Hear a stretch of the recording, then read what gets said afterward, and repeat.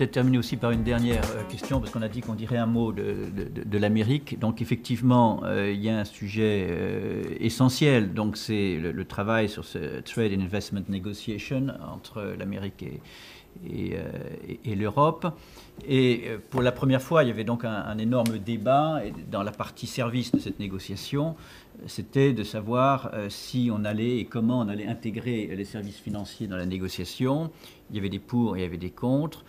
Le problème, c'est effectivement de l'intégrer tout en gardant la main sur ce que l'on peut négocier en dehors de l'agrément, sans qu'on soit prisonnier de l'ensemble du corpus. Et donc, le papier européen a, pour la première fois, effectivement, lancé une partie de ce domaine de la finance avec une phrase assez sibylline, mais tout à fait intéressante. Je vous relis. With regard to financial services, negotiation should consider creating common framework for potential cooperation. Donc on se limite à un framework, mais je crois que c'est tout à fait important. Donc c'est intéressant aussi de savoir quelle est l'opinion du Parlement sur cette intégration de la finance dans cette négociation et la capacité de la Commission de pouvoir négocier, alors qu'effectivement, politiquement, elle ne sera peut-être pas dans la plus grande de ses forces. Donc voilà les trois axes de questions. Merci. D'abord, une réaction, puisque l'expression industrie financière a été utilisée. J'ai du mal à accepter cette expression. Pour moi, il faut parler de services financiers. Et c'est pas la même chose. Alors je me souviens, j'ai eu une fois une discussion avec Pierre Belon, comme ça, quand je parlais d'économie réelle. Il me disait, mais quand je me regarde dans la glace tous les matins, j'ai l'impression d'être dans l'économie réelle. Quand même, je pense que de parler d'industrie financière conduit à une dérive par rapport à l'objet de la finance qui a été rappelé ce matin, qui est la transformation de l'épargne en capacité de financer l'économie réelle. C'est ça l'objet de la finance. En tout cas, c'est celui qui m'intéresse. Peut-être qu'il y a d'autres segments qui existent, mais ils m'intéressent beaucoup moins, ou même pas du tout. Donc, la question de savoir si on parle de service ou d'industrie financière n'est pas une question neutre. Et très honnêtement,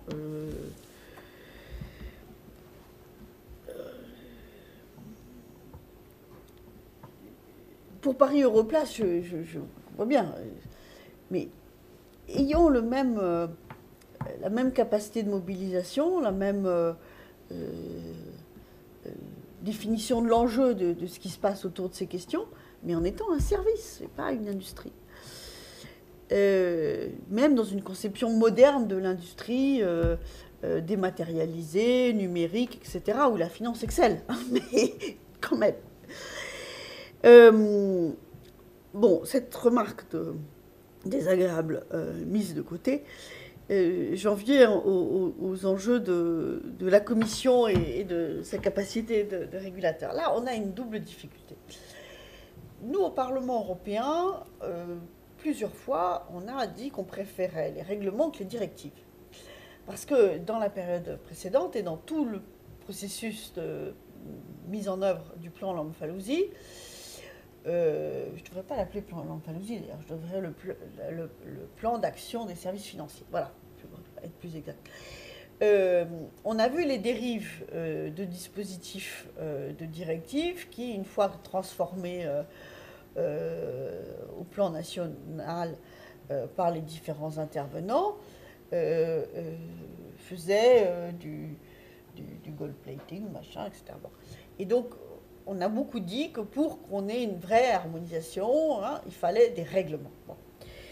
Ça, c'est une des difficultés. L'autre difficulté, c'est qu'effectivement, la Commission européenne déteste qu'on lui conteste son monopole d'initiative législative. D'une certaine manière, lorsque il y a des régulateurs, enfin des superviseurs qui montent en puissance pour devenir des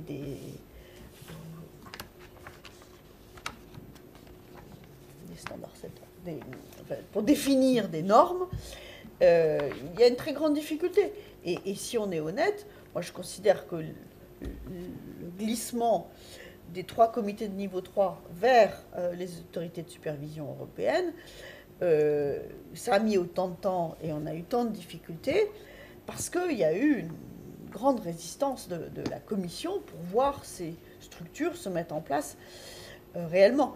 Donc, Fabrice Loriot avait raison dans sa question, mais on voit bien que la réalité au plus proche du terrain de la supervision, elle passe par la montée en puissance de ces structures. Et c'est pas sérieux de dire que c'est la Commission européenne qui va le faire elle-même. Et à partir du moment où il y a un contrôle au plus proche du terrain, c'est normal qu'il y ait une prise en compte des besoins de définition des normes, etc.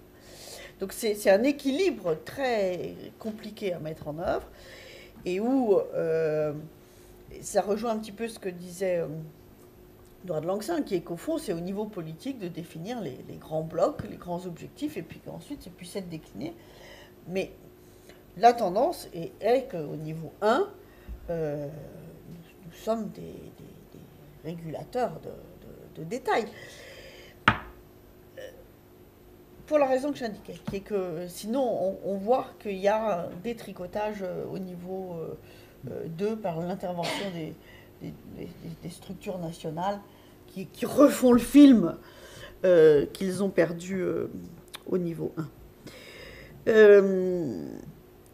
Bâle, le pire a été évité, ou pas tout à fait, parce qu'à Bâle, les Européens ne sont pas assez influents. C'est une vraie question. Ça ne marche pas, c'est pas normal. Enfin, il y a quelque chose de pourri dans ce royaume-là.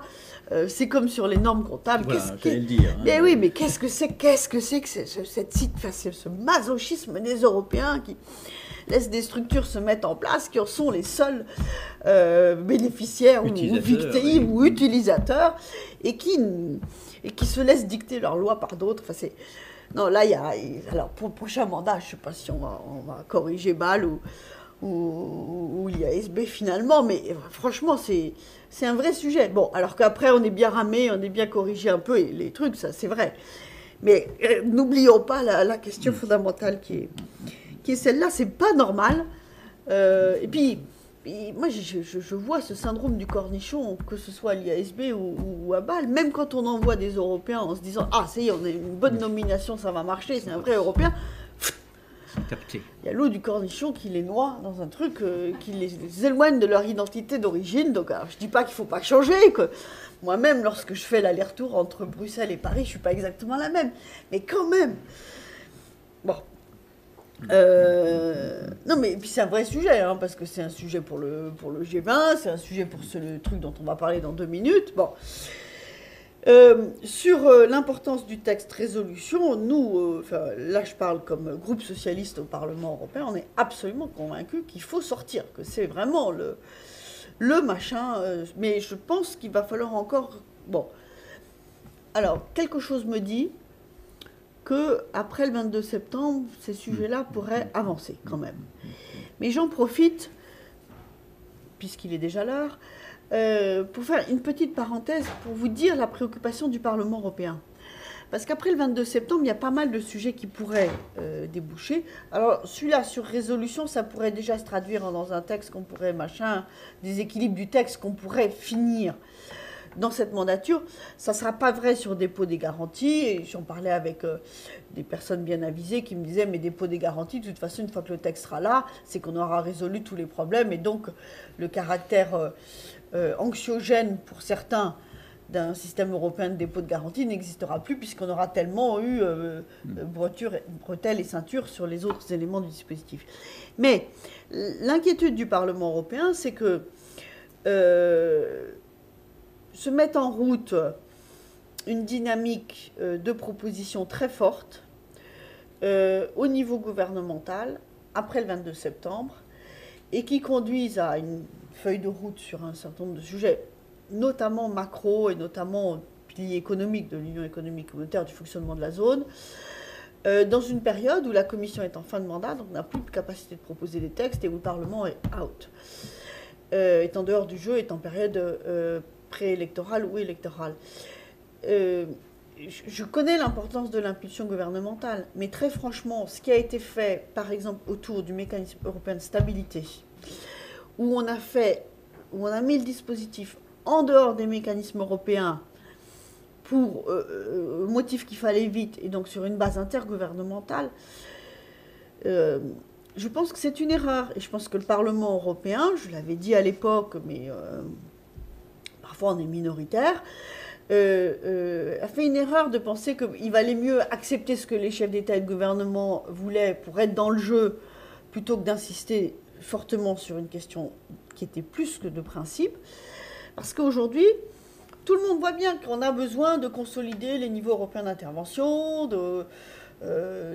d'avoir des approches globales, y compris pour négocier notre capacité de parler avec nos interlocuteurs américains. Et sur la supervision, donc sur le mécanisme européen de stabilité, on a mis le doigt dans un engrenage de renationalisation, avec une logique que je ne comprends pas. Au motif que ce sont les États membres qui apportent la garantie au mécanisme européen de stabilité, ça devrait être les parlements nationaux qui contrôlent. C'est venu du Bundestag, ça a un effet tache d'huile sur tous les parlements qui considèrent du coup que si le Bundestag peut le faire, on peut le faire. Mais alors si vous allez là-dessus, il n'y a plus de banque centrale européenne. Parce qu'à ma connaissance, le capital de la Banque centrale européenne, il est constitué par de l'argent qui est venu des États membres. Je force le trait un peu. Mais je dis, pourquoi est-ce que la question intergouvernementale dans cette période peut être bienvenue parce qu'elle permet l'impulsion politique, mais si elle conduit à définir des mécanismes sur la même base, on a des vrais problèmes, à la fois en termes de contrôle démocratique et en termes de nature de la proposition. Parce que ce que dit le Bundestag, c'est au fond, je paye, je décide, ou je paye, je contrôle, et donc je décide. Et ça, il n'y a plus d'Union européenne si on fait ça. Bon, je m'excuse de ce petit cri d'alerte en guise de pré-conclusion, mais on est quand même dans un contexte préélectoral où ces choses vont jouer. Donc nous, moi je vois d'un très bon œil toute initiative franco-allemande pour appeler un chat qui permettrait de sortir des sujets qui sont un peu trop compliqués ou difficiles aujourd'hui, mais faisons attention à ce que... plutôt que de devenir des enjeux de la campagne électorale clairs, on profite de la période électorale pour les boucler en catimini et sans aucun débat démocratique. Et sans méthode communautaire. Alors, sur le TTIP, comme nous l'appelons à Bruxelles, donc sur la négociation transatlantique, l'argument est effectivement celui qui est mentionné, de dire... on a trouvé des mécanismes pour avancer, c'est là où on a nos petites négociations ou nos grandes négociations, et donc c'est pas la peine de venir nous repolluer dans cette grosse valise que sera la négociation TTIP. Moi, je raisonne autrement. Je raisonne en disant l'enjeu des stratégies d'investissement des grandes banques d'investissement américaines sur le fonctionnement de l'économie européenne est un vrai sujet. Et si l'objet du TTIP, c'est de permettre un nouvel horizon pour l'économie européenne, la question du poids des marchés financiers sur le fonctionnement de notre économie doit faire partie du sujet. J'étais aux États-Unis sur ces questions-là au début juillet et j'ai bien compris que ce n'était pas la priorité. En fait, la priorité, pour moi, je l'identifie du côté européen. Je ne m'amuse pas à rabattre le niveau d'ambition, hein, mais j'observe où sont les dynamiques des acteurs. Donc du côté européen, l'enjeu, ça va être une ouverture du marché et une reconnaissance, un mécanisme de reconnaissance mutuelle des normes dans le secteur automobile. Et du côté américain, ça va être la définition d'un grand marché du contenu de l'économie numérique. Et je force un peu le trait, mais franchement, la réalité de la négociation, ça sera celle-là. De toute façon, ça va mettre un temps absolument fou. Je vous invite éventuellement à aller sur mon blog pour voir ce que je pense de cet accord. Je ne comprends pas l'intérêt de la France dans cette affaire, et les études d'impact démontrent qu'il y a quelques secteurs agricoles où il y aurait intérêt, mais les études d'impact qui ont été faites notamment par des instituts allemands montrent que nous sommes les derniers gagnants de l'affaire. Alors ce n'est pas une raison pour ne pas le faire, mais il faut le faire en ayant conscience que... Et je sais bien pourquoi est-ce qu'au fond on est allé dans la négociation, puisque quand on ne peut pas empêcher un train, il vaut mieux être parti dedans et définir l'horizon. Mais moi je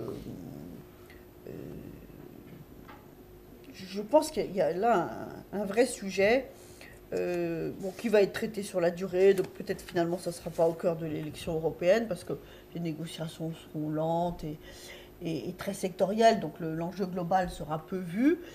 Mais je pense vraiment que l'intérêt des Européens, ça aurait été d'aller négocier un truc comme ça avec les Chinois plutôt que d'aller le faire avec les Américains, puisque le principe de l'échange commercial, qui est celui de l'avantage compétitif avec l'économie américaine, je ne suis pas sûre que ce soit là où on l'optimise.